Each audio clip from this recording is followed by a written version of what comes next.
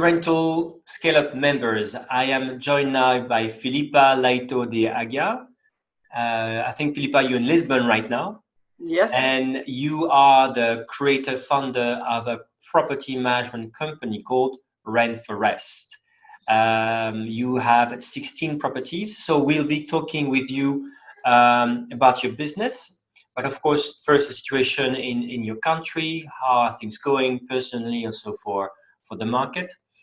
And we'll be talking about something very interesting that you had been sharing with me, is how already last November you had done a lot of changes in the way your business was running, in the revenues, the costs, even the systems, and how some of these changes you had implemented helps you better act faster, basically, in this current crisis.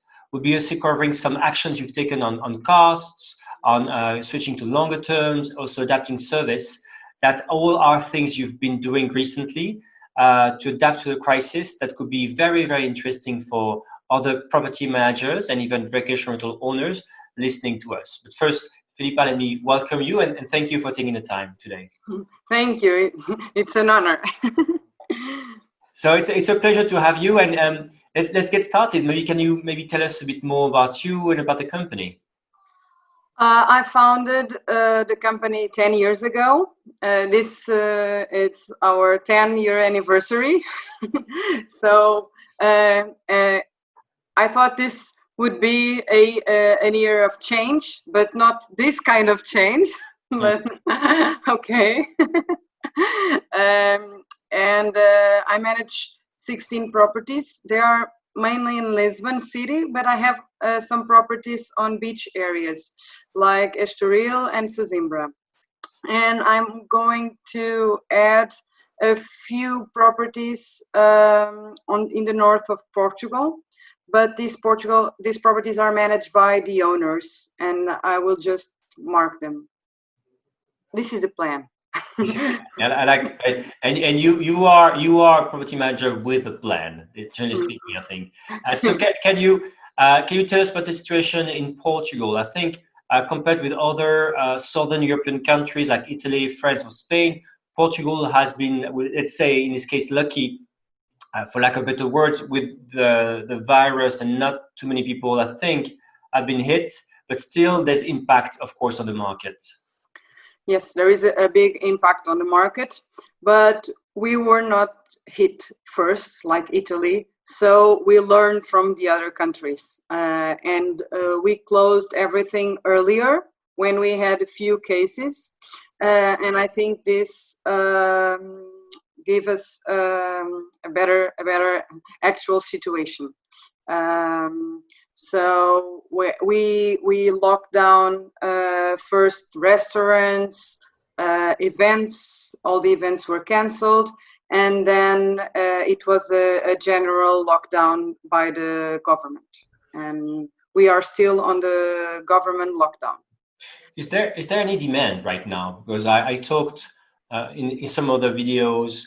Our watchers can see the case in Bali, where we have stranded travelers, in Budapest, where we have digital nomads just riding the storm there.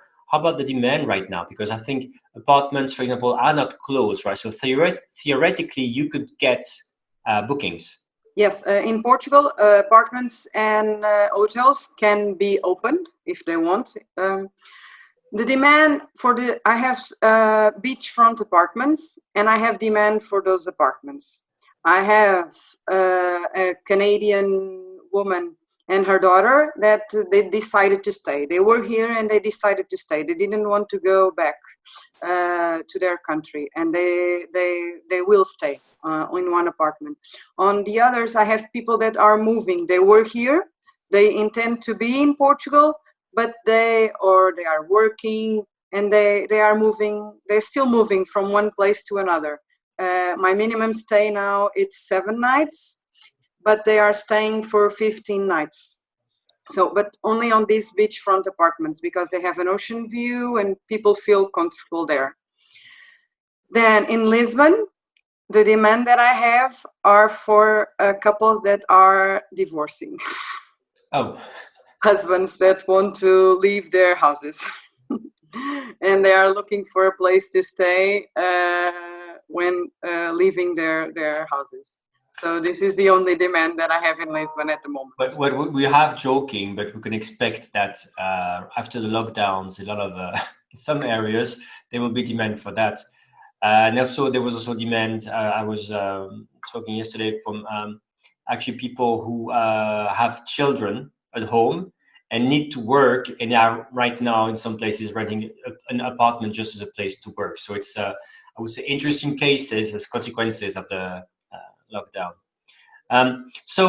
Let's go back to the property manager of the plan, because last November, actually, you already made a lot of changes for your own business, and you think that maybe some of these changes had made you a bit more ready to adapt to this current crisis. Could you share some of these changes you had made and why? Yes, I had from the beginning a financial plan, but when we are growing, when the demand is high, when everything is high, I didn't pay enough attention to the financial plan because it was always good. Then last year, after listening to several podcasts and several conferences about profitability, about the needs to be more on top of things, I started when the low season started in November. I look at my financial plan and all the revenue streams and all the costs, and I start to mark with urgent, important, non-urgent, non-important things. And I started to cut, and I put colors on them. Like the green ones were the ones to keep, the orange they keep, but they are on the second. They are like important, not urgent.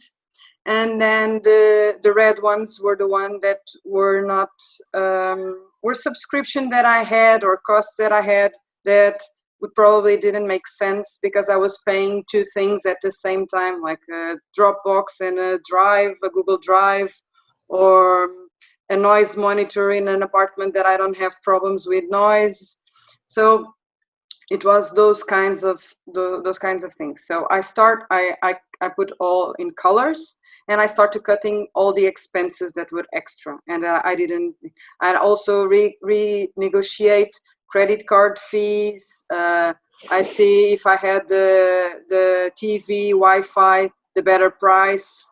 If the water company, I check all the bills to see if the water company was billing me the right amount. So I went to all the expenses and categorize them. Then I decided, after 10 years, my logo was a little bit updated, and my website. I had a property management software, but I had some difficulties, and they increased the price also. So I was like, I want to automate more. I want to use more technology, but I want to have everything in one place. Especially here in Portugal, our tax system, it's a little bit complicated. And I was losing a lot of time with the tax, with invoicing the guests, invoicing the owners. I needed to go to the booking, see the values, and going to the invoice program and see if everything was correct. And this was like stupid work because it took me a lot of time, and I decided, okay, I want to automate more. I want to improve. My logo is outdated, so I made an investment on a new PMS, a new website, and a new brand design.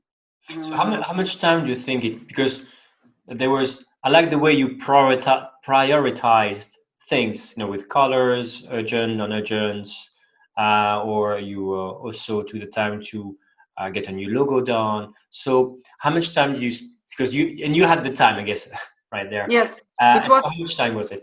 It was from November. I started in November, and it was finished at the middle of February. So it was a long time. Moving PMS, it's not an easy task. And if you look back now, why do you think it helps you face the current situation better? Because I already had half of the work done. So I had already all my expenses listed. I had already all the colors. So I knew how much money I need for the next month, for future month, without any income. I need what I can still cut, and this saves me time. On the first weeks, like everyone else, I was a little bit overwhelmed. So there were a lot of things to manage at the same time, and I could from day one look again my financial plan and cut all the orange and all the orange items, and revalidate the spreadsheet again. That's very interesting. So it does mean that you had already, in a way, streamlined a bit the business, but there are still things, for example, that you had to cut, as you just explained, right? These orange items, right? So for people who maybe need advice or think about examples, what are examples of things you've cut because maybe they don't make sense right now? And this like, and do you have like things you cut forever or things you're just pausing? How do you think through it? Okay. Dynamic pricing, I use it for 2 years now, but now I pause them. I will not cut them forever. I just pause them because I change the price structure of the apartment. So more 7-night stays, monthly stays until the end of June, and then more simple, more 3-4 night stays after June. Let's see. Probably in the Lisbon city, I will need to move more to 7-night stays, even though in July and August. And these are your minimal lengths of stays, right? Yes. 7 nights right now, and then yes. moving. Right now, yes, for now. Because and what was it before? Sorry to ask. 3 nights. It was dynamic, so it was 3 nights. It could be 2 nights because it was with price slabs. I just could decrease the minimum stay, and but now there's no sense because there's another problem here with the cleaning. Cleaning is even more important now, and there is I can have a guest checking out in the morning and checking in another guest in the evening because cleaning takes longer. At the moment, I have a 3 minimum no guest nights, 3 nights without guests between stays. So the apartment stays empty for 3 nights between guests. So it's a rule you've made in your system, like 3 nights for the changeover, 3 empty nights. Wow. 3 empty nights, yes. Wow. We don't have that demand, and it makes the cleaners feel more comfortable. It makes me feel more comfortable. So we make these 3 nights between stays for now. So we needed longer stays. And we also increased the cleaning fee because we have more costs with cleaning, more time, more products. And it's important that the guests feel that the apartment is it's completely cleaned and disinfected. Yeah, cleanliness is safety nowadays, right? Yeah. So the rates now are not. They are flat rates. The dynamic pricing will not help me this moment. So I paused the cost of the dynamic pricing. I had linens and towels ordered. Then I also paused them. I only made the pre-payment, and then I asked the factory is closed anyway, but I asked them if they could delay the deliver till further. The noise monitors, I had still some, and I didn't need them now. And other credit card subscriptions. At the end of the day, if we don't pay attention to our credit card, there are a few €2 subscriptions that can be deleted. Yeah, that's super very interesting. And if I can go back, quick question So that's on prices. You started talking also about the longer stays, which makes sense. Did it make you think, okay, I'm also going to try other platforms or the websites to get these longer stays? What's the situation on the channels for you? Yeah, I list my properties on several channels. I have a channel manager. So last week I went down to all the listings and to see the rate parity, to see if there was any mistakes on the pricing, because changing the price structure, I need to see if the websites were receiving the right prices now. So I made I took the time to look at all the listings, to see all the websites that I was connected, and to see if my channel manager had new websites that I could connect to improve, that could help me. Not now, but in the future. And are there specific websites that do only like longer stays that you could recommend to people, or it's up to everyone to just check what makes sense to them? I connect to a few. They say it's good for longer stays. I didn't receive any booking yet, so I'm not sure. But I also in Portugal we have Spot a Home, and I have a few properties listed there. It's for longer stays. So I updated my prices also on this, and my policies on these channels too. Oh yeah, because policies, of course, are interesting, because a lot of people are actually sometimes afraid, right, of going into monthly stays, because it's a different world, especially in some countries, right? It's not a guest anymore; it's a tenant, and so. Yeah. And we have a problem in Portugal because the government decided that during this crisis, the tenants could not pay the rent, and we could not put them out of the apartment. Yeah. So we need to see this, evaluate this, because if I have I can have an available apartment, or if I have an available apartment with someone that doesn't pay the rent and I can't do anything about it, it's also a problem. Yeah. So let's hope it's not going to happen.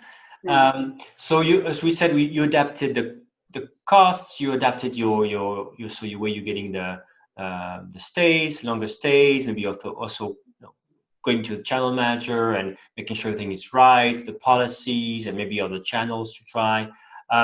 You're also adapting, as you said, the service, right? Because you said, for example, that you have a higher cleaning fee, for example. What other things have you done on the service side to adapt to them? Since the beginning, we always stand up for in-person check-ins, where we meet the guests in person, explain about the city, what they can do. But now I feel some guests may not feel comfortable with this. So, and we already have electronic locks, so we don't need to do the investment right now. I decided to ask all the guests if they want in-person check-in or if they want a self-check-in. But this is not just asking the guests. I need to change everything that I explain in person to have everything online now, because I will need to explain them. I usually have a map, a book they can have with all the information that I give them on the check-in. So I'm for the next weeks, I will probably have this placed online. I'm creating a new guest area on my website with all the information, so they can have it easier. And you are a busy person in work and in life, so I guess you're going to automate everything as much as possible, probably. Yes, right? Yes. I want to automate everything. Yes, and automation is even more important now, because having fewer bookings, it means we cannot have so much staff. So if we cannot have so much staff, we need to automate some things and use technology for that. Oh, this makes sense to use automation and concern with staff. Thanks a lot, Filipa, because it's been very, very interesting, and from you've covered from the markets, how you adapted, and how, in a way, it was a bit lucky. You would say that you changed things in November, but on the other hand, because you had attended some, you had invested your time again in some conferences and podcasts and this, and you took actually the time to execute, not just listen, but actually do it. That it put you maybe in better position. So. As we said, so I think we talked about this, but what do you think? We just finished with that, with expected demand.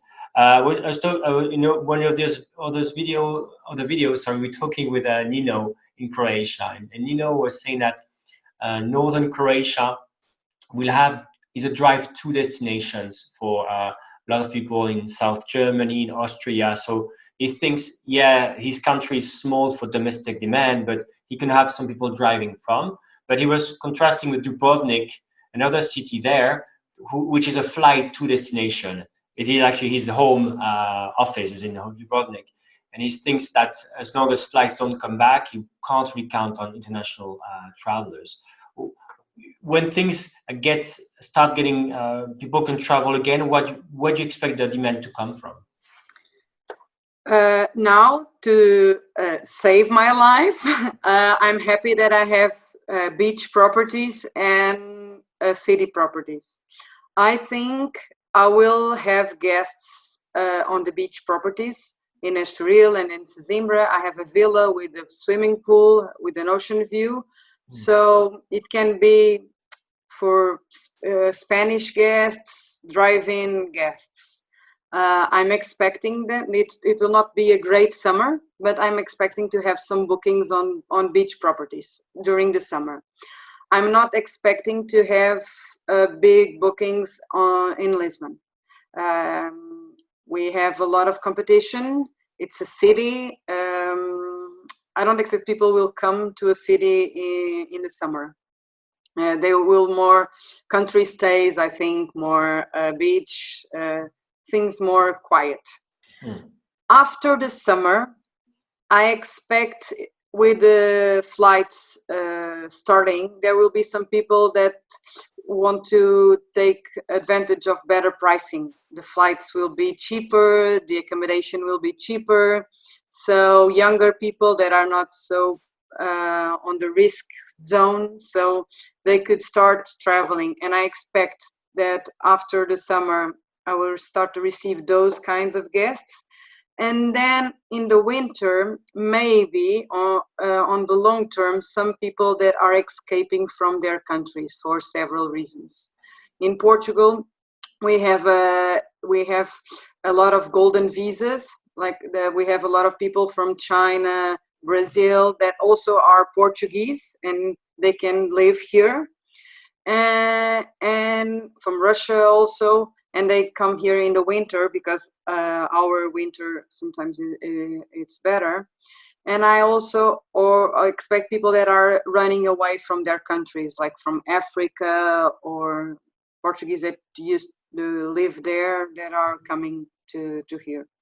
So we are lucky because we have a sunny city. So it's not like those cities that are locked down and with lots of buildings. We have a riverfront, we have lots of sunny days. Right. So it's not a bad place to be locked down. Yeah, and also you can, as you said as well, on this viewpoint, you can get bookings after summer. It's not like some destinations, sun is going to be difficult and then they have to wait for the next summer. Yes, I'm not expecting to have in Lisbon bookings for the summer. I'm expecting after the summer. Longer stays. All right, so that's still it's half, but I'm always on the optimistic side. So at least it's some demand to capture, and I think with the changes you've done, you will fully be ready to capture this demand. I hope so. So thank you so much again for your time today and all the different tips you've given to people watching. I would put under the video links to your website, of course. If people want to reach out to you and maybe connect with you, know more, how can they do it? LinkedIn. Usually I use LinkedIn for work, and Facebook more for my private life, but I have an email. My email it's on the website, so also my phone number, so I'm easy to reach. I will link to your LinkedIn profile and to your website. Okay. So once again, thank you for your time, and I hope to see you very soon. Thank you.